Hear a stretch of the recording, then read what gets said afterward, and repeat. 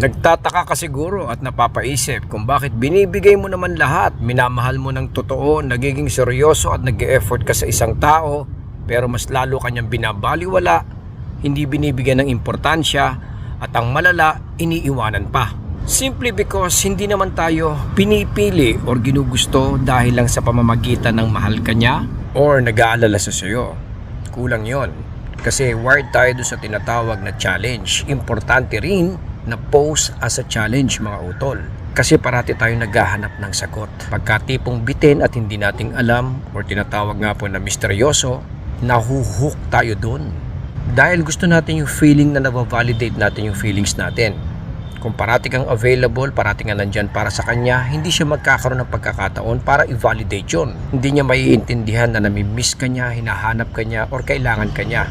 Kaya dapat binibigyan mo siya ng pagkakataon para hanapin yon or alamin yon sa sarili niya.